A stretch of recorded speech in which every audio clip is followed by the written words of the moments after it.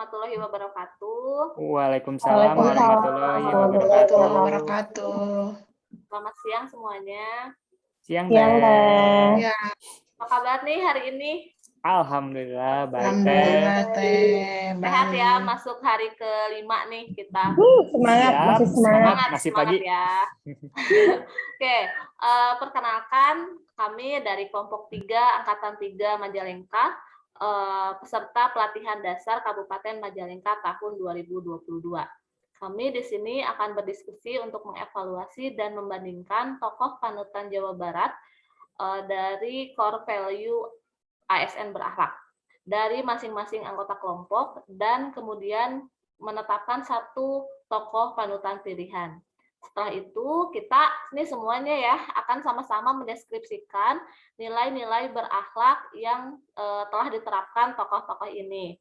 Nah, dibandingkan dulu kondisinya saat ini dan bagaimana nih penerapannya untuk kita di masa depan sebagai ASN. Nah, sebelumnya kita kan semuanya dari kelompok kita sudah memilih ya Akang Teteh semuanya tokoh panutan masing-masing. Di antaranya ada yang pertama ada Bapak Ridwan Kamil, yang kedua ada Bapak Ahmad Heriawan, yang ketiga ada Bapak Karna Sobahi, yang keempat ada Bapak Deddy Mulyadi, dan yang kelima ada almarhum Kang Oden. Nah, setelah kita berdiskusi ya kemarin ya, kami sudah menetapkan nih, kita sudah menetapkan tokoh panutannya siapa, Kang Agung, yang sudah kita pilih? Kang Deddy Mulyadi, Teh. Kang Deddy Mulyadi. Oke, berarti kita hari ini akan membahas core value berakhlaknya dari sosok inspiratif Kang Deddy Mulyadi ya.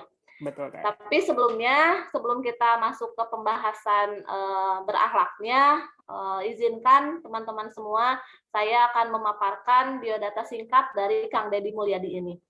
Semangat, Teh. Nah, Kang Deddy Mulyadi merupakan seseorang yang aktif di berbagai organisasi, di lembaga legislatif maupun eksekutif, mulai jadi anggota dewan, wakil bupati, bahkan bupati. Lahir di Kampung Sukadaya, Desa Sukasari, Kabupaten Subang, Jawa Barat pada tanggal 11 April 1971. Beliau merupakan putra bungsu dari 9 bersaudara dari orang tua bernama Bapak Salin Ahmad Suryana dan Ibu Karsiti.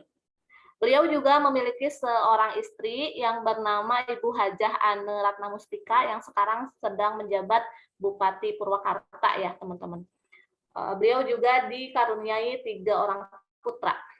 Riwayat pendidikan beliau menempuh pendidikan sekolah dasar di SD Sukabakti pada tahun 1984, kemudian melanjutkan ke Sekolah Menengah Pertama Negeri Kalijadi tahun 1987, kemudian Sekolah Menengah Atas Negeri Purwadadi tahun 1990,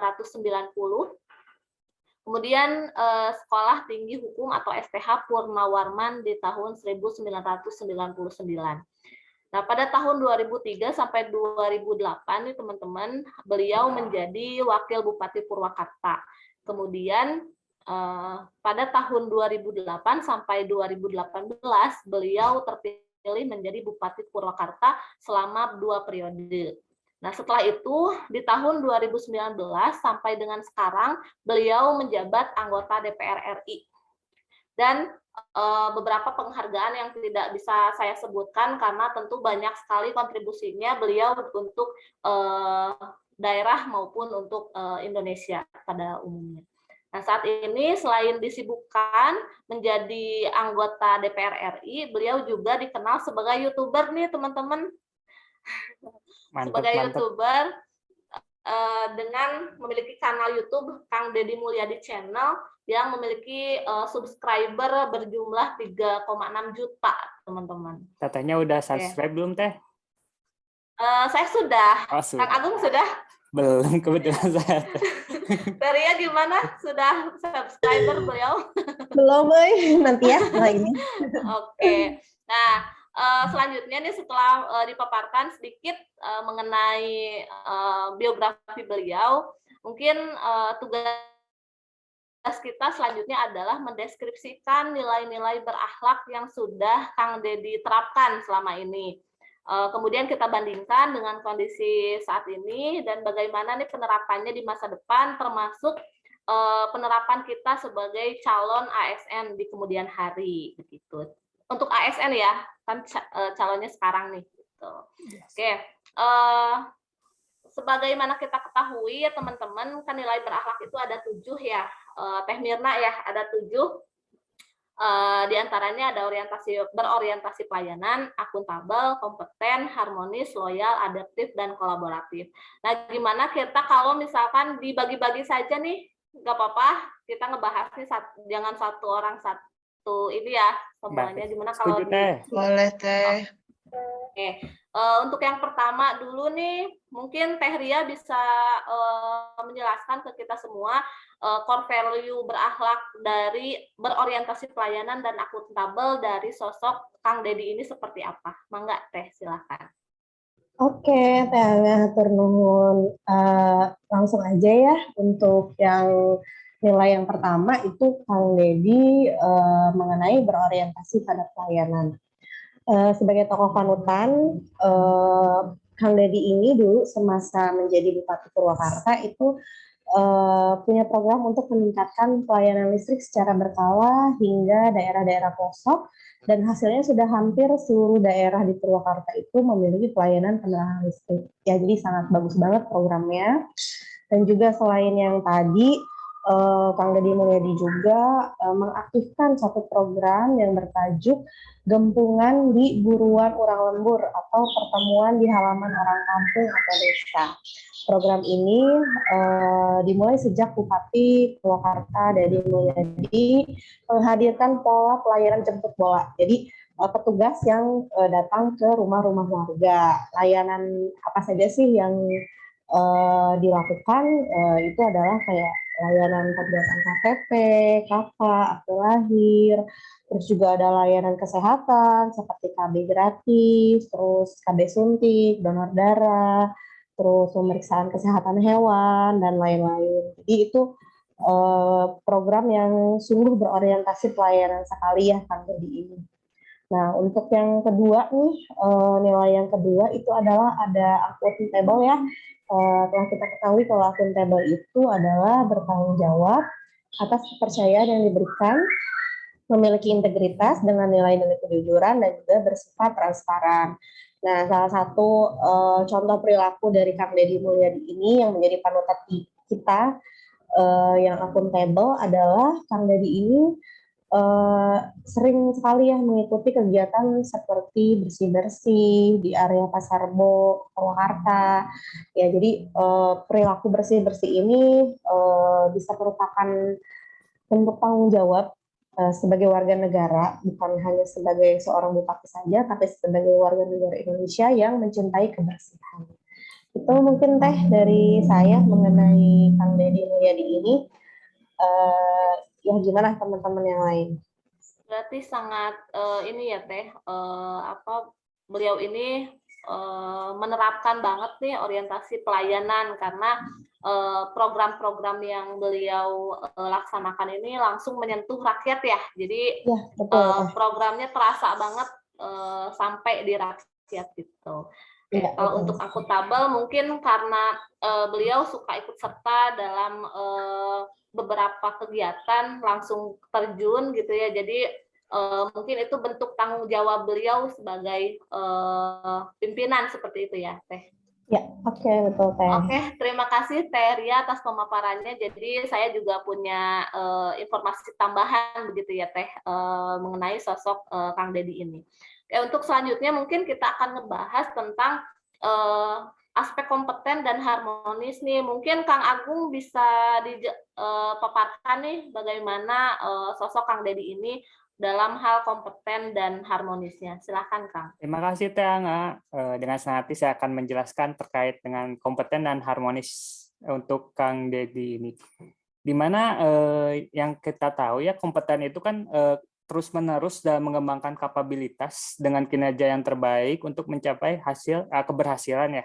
Nah, untuk Kang Dedi sendiri ini yang menjadi sifat kompetennya sendiri, beliau sudah mendapatkan banyak sekali penghargaan.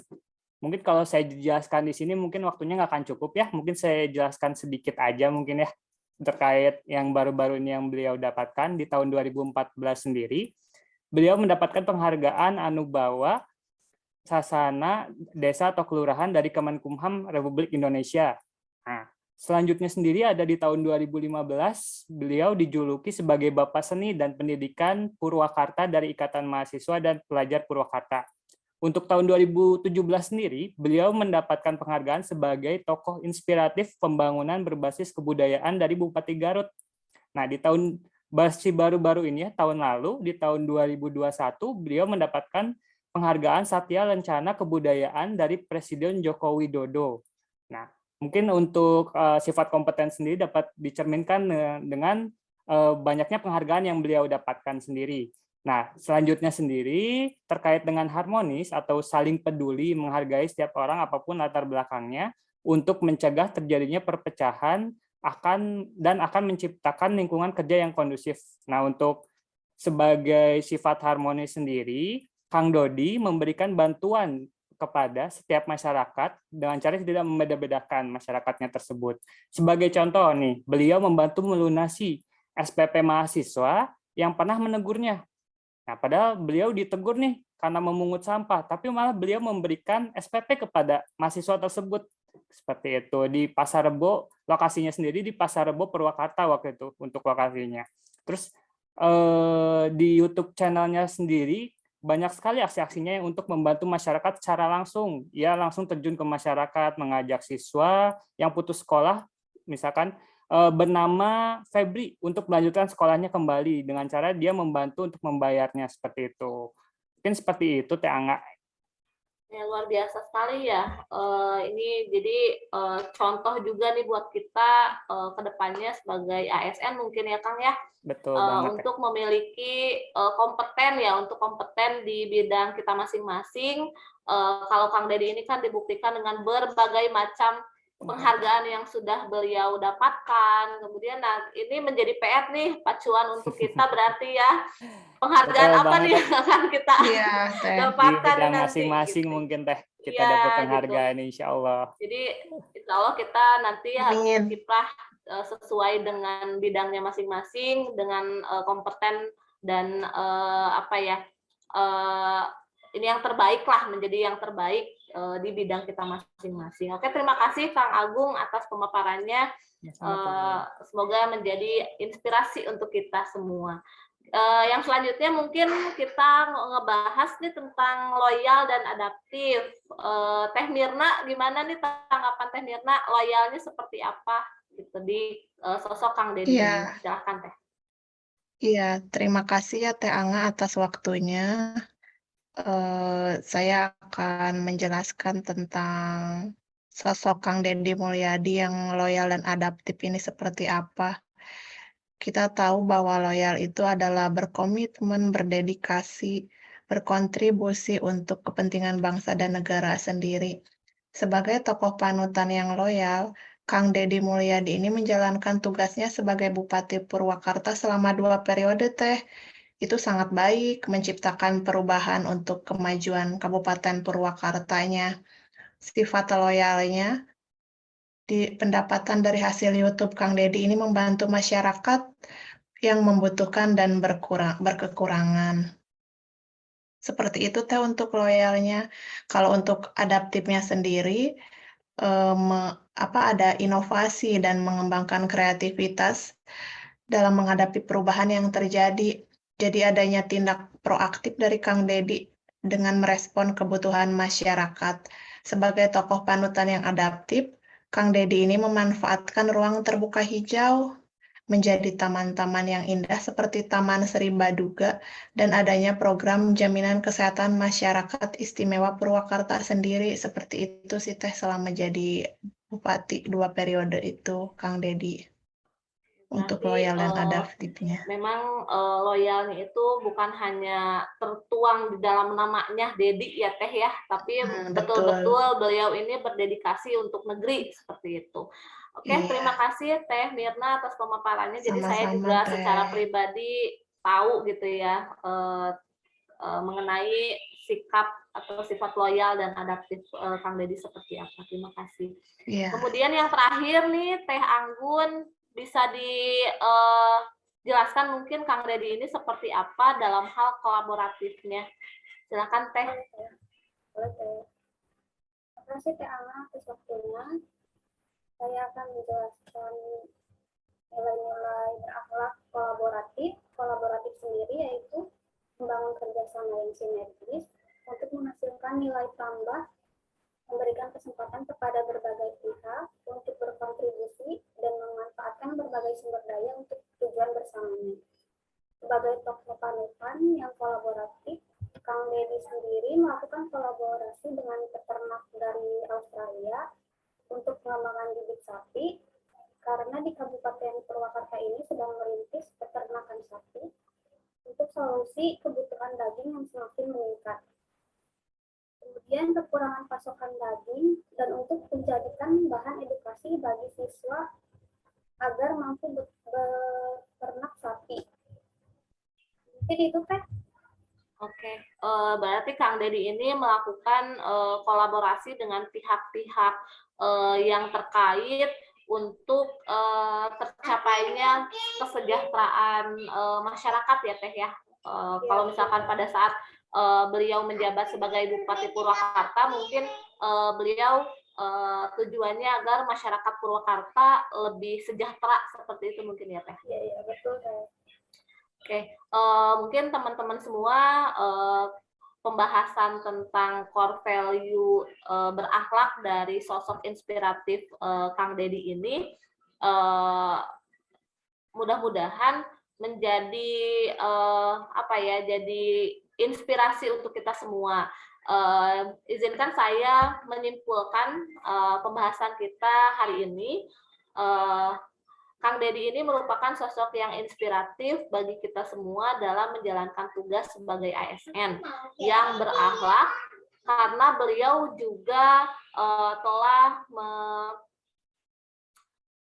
sudah menerapkan ya, Kang Teteh, menerapkan nilai-nilai yang terkandung di dalam core value ASN yang berakhlak ini. Semoga kedepannya kita dapat mencontoh dan menerapkan nilai-nilai tersebut di tempat kita kerja masing-masing, di instansi kita masing-masing, sehingga di suatu saat nanti kita akan menjadi ASN yang betul-betul berakhlak sesuai dengan panutan kita, tokoh panutan kita, Kang Deddy Mulyadi ini. Mungkin terima kasih atas waktunya teman-teman semua. Pembahasan kita luar biasa, mudah-mudahan menjadi inspirasi untuk kita semua. Sekian pembahasan dari kami mengenai tokoh panutan Jawa Barat. Mohon maaf apabila ada kesalahan dari saya, khususnya secara pribadi dalam menjelaskan dan memandu acara ini. Saya akhiri. Assalamualaikum warahmatullahi wabarakatuh. Waalaikumsalam warahmatullahi wabarakatuh.